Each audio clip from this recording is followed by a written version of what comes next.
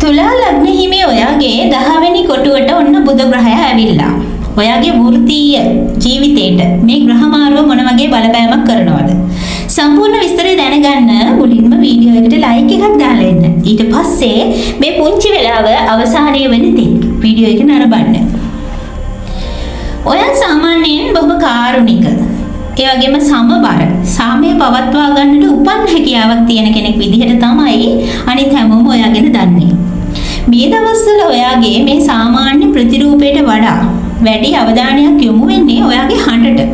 විශේෂයෙන්ම වෘත්තීය කටයුතු වලදී ඔයා කියන දේවල් ගැන වගේම ඒ කියන දේවල් වලට පිටිපස්සේ ඊට වඩා වෙනස් යමක් තියෙනවද කියලා ඔයා අවට ඉන්න අය හිතන්න පටන් ගන්නවා. ඒ කියන්නේ පොඩි සැකයක් වගේ දෙයක්.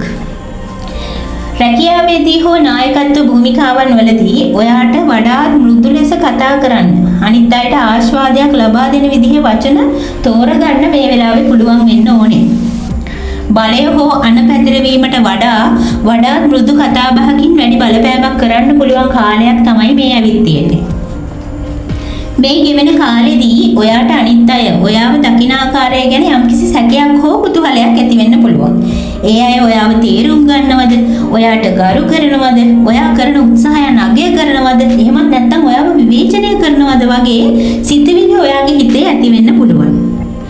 ඒ හැඟීම් වලට වැඩි උඩමතු වෙන්න දෙන්න එපා. ඒකෙන් ඔයාගේ ආත්ම විශ්වාසය වගේම ශක්තියත් පළුදු වෙලා යන්න පුළුවන්.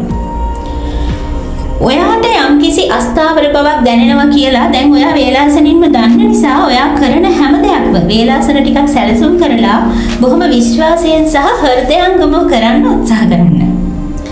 මේ දවස්වල එහෙට මෙහෙට යන කටකතා විශ්වාස කරන්න යන්න එපා. සමහර විට ඔයාට ඇහෙන දේ වුණත් ඔයාට වැටහෙන විදිහ වෙනස් වෙන්න පුළුවන්. ඒ හින්දා ඔයාගේ හිතේ වැරදි අවබෝධ ඇති වෙන්න පුළුවන්.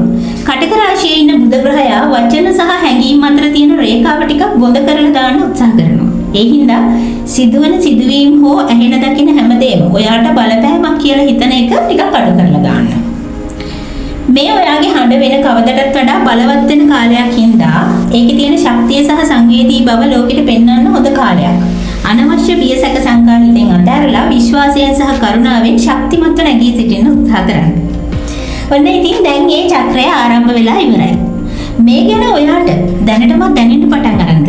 හිතන දේ පුංචි කමෙන්ට් එකක් විදිහට වීඩියෝ එකකින් ලියලා යන්න අමතක කරන්න එපා. ඒ වගේම ඉස්සරහටත් මේ වගේ වීඩියෝස් බලන්න channel එක subscribe කරලා තියාගන්නත් මතක තියාගන්න.